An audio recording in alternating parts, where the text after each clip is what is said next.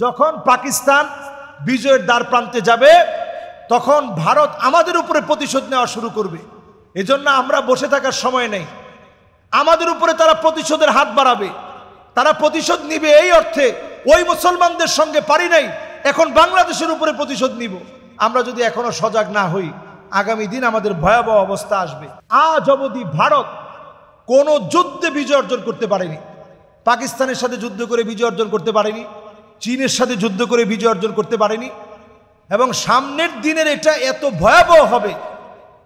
এই বিজয় আল্লাহ রাব্বুল আলামিন চূড়ান্তভাবে মুসলমানদেরকে দান করে দিবেন। সুবহানাল্লাহ বিহামদিহি। আমি ইমানি চেতনা থেকেই এই বিষয়ে কথা বলতে চাই।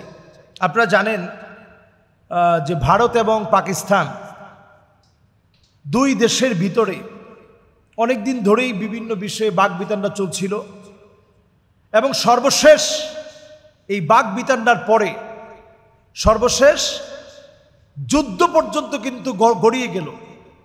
তো যুদ্ধের যে দৃশ্যপট এখন তৈরি হয়েছে, এই দৃশ্যপটে দাঁড়িয়ে আমরা আজকে পরিষ্কারভাবে বলতে পারি, নবী আলাইহিস সালাতু ওয়াস সালাম হাদিসের ভিতরে যেমন বলে গেছেন, আজকে 2025 সনে দাঁড়িয়ে আমি নবীজির হাদিসের সাথে পুরাপুরি মিল দেখতে পাচ্ছি।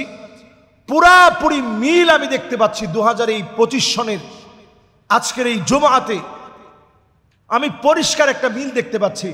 নবী আলাইহিস সালাতু ওয়াস সালাম তিনি বলছেন, এমন একটা সময় আসবে তোমরা দেখবা অর্থোডক্স খ্রিস্টানদের সঙ্গে মুসলমানদের একটা চুক্তি হবে, ফায়াকদিরুন, অতঃপর চুক্তি ভঙ্গ হবে।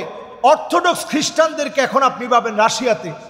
আজকে দেখেন পাকিস্তানের এই ইস্যুতে রাশিয়া কিন্তু মুসলমানের পক্ষে আছে, তুরস্ক মুসলমানদের পক্ষে আছে। এটা তো থাকাটা খুব স্বাভাবিক। রাশিয়া এখন পক্ষ নিয়েছে, তুরস্ক পক্ষ নিয়েছে, চীন পক্ষ নিয়েছে। ভারত এখন এমন একটা একাকিত্ব ফিল করছে, এটা আসলে আমাদের পার্শ্ববর্তী ভারতের জন্য সব সময়ের দৃশ্যপট এটাই। ভারত কোনো যুদ্ধ করে আজ পর্যন্ত বিজয় অর্জন করতে পারেনি। ভারতের পুরো হিস্ট্রি আপনি ঘেটে দেখেন, ইনশাআল্লাহ এই বিজয়ের জন্যে আমাদের মুসলমানদেরকে এখনই জাগতে হবে। মুসলমানদেরকে এখনই সময়, অন্তত আপনি বাতিলের সাথে তাল না মিলিয়ে বরং মুসলমানদের পক্ষ হয়ে কথা বলুন। পাকিস্তানের জন্য এ বিষয়টি আমি শুভ সংবাদ দিতে চাই। 2025 শুধুমাত্র ভারত পাকিস্তানের যুদ্ধই না, 2025-এ দুবাইয়ের মধ্যে অনেক বড় বড় বিপদ আসছে। সৌদি আরব ভয়াবহ বিপদের মধ্যে পড়বে 2025 সনে। বিপদের মধ্যে পড়তে যাচ্ছে পৃথিবীর বিভিন্ন দেশ। আল্লাহ তাআলা পূর্ব দিকে ভূমিকম্পের যে কথা নবীজি বলে গেছেন, সেই ভূমিকম্পের পূর্ণ আশঙ্কা আছে, কারণ আমরা মাজলুম মুসলমানদের পক্ষে দাঁড়াতে পারিনি। পাকিস্তান যে হিম্মত নিয়েছে, বাতিলের প্রতিবাদে প্রতিরোধ গড়ে তুলেছে, এটি আমাদের জন্য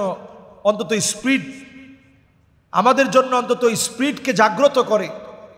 তারা যেভাবে বাতিলের প্রতিবাদে দাঁড়িয়েছে, আমরা তো বলতে পারি পাকিস্তানের এই সময়ের এই বিষয়কে কেন্দ্র করে আল্লাহ তাআলা মুসলিম উম্মাহকে ঐক্যবদ্ধ হওয়ার আরেকটা সুযোগ দিবে। এই যে মুসলিম উম্মাহকে ঐক্যের একটা ডাকের একটা সুযোগ কিন্তু আসছে। আজকে দেখেন তুরস্ক কিন্তু পাশে দাঁড়িয়েছে। অন্তত সারা পৃথিবীর মুসলমানরা যদি সায় দিয়ে পাশে থাকে, ভারতের যে দুরাচার, আমাদেরকে তারা আঙ্গুল দেখিয়ে বলেছে 3 মিনিটে আমাদেরকে দখল করবে, 3 মিনিটে তারা আমাদেরকে দখল করবে। আমরা বলতে চাই, পূর্ব দিকে ভূমিকম্প আসতেছে, অলরেডি তাদের ঘরবাড়িতে ভূমিকম্প শুরু হয়ে গেছে। কালকে তাদের চিৎকার আর আর্তনাদ আমাদেরকে কষ্ট দিয়েছে সত্যি, কারণ মুসলমানরা সবচেয়ে মানবিক। আমরা প্রতিশোধ নিতে জানি না, লা তাসরিবা আলাইকুমুল ইয়াউম, কিন্তু আমরা শুনিয়ে দিতে চাই, বাবরি মসজিদকে যারা আঘাত করেছে, জ্ঞানব্যাপী মসজিদকে যারা আঘাত করেছে, মুসলমানদের হিজাবকে যারা টেনে খুলে ফেলেছে, আল্লাহ তাআলা ঠিকই উত্তম পরিকল্পনাকারী। ওয়া মাকারু ওয়া মাকারুল্লাহ, ওয়াল্লাহু খায়রুল মাকিরিন। আল্লাহ তাআলা ওয়া মাকারু ওয়া মাকারাল্লাহ ওয়াল্লাহু খায়রুল মাকিরিন। আল্লাহ তাআলা উত্তম পরিকল্পনাকারী। আল্লাহর ফয়সালা বড় কঠিন, আল্লাহর ফয়সালা বড় ভয়াবহ, আল্লাহর ফয়সালার হাত থেকে কেউ বাঁচতে পারে না। এজন্য আজকের এই জুমআতে আমরা পরিষ্কারভাবে বলি, ইনশাআল্লাহ মুসলমানের বিজয়, মুসলমানের এই বিজয়, আসন্ন এই বিজয় আপনারা ইনশাআল্লাহ দেখবেন। অচিরেই মুসলমানরা বিজয় অর্জন করবে। আপনারা অবশ্যই হিম্মত রাখবেন। আল্লাহ তাআলা কোনো সংখ্যা দিয়ে, অস্ত্রের জঞ্জনানি দিয়ে মুসলমানদেরকে বিজয় দেননি, ইমানি হিম্মতের কারণে বিজয় দিয়েছেন। ইনশাআল্লাহ পাকিস্তানের বিজয়, এই বিজয়ে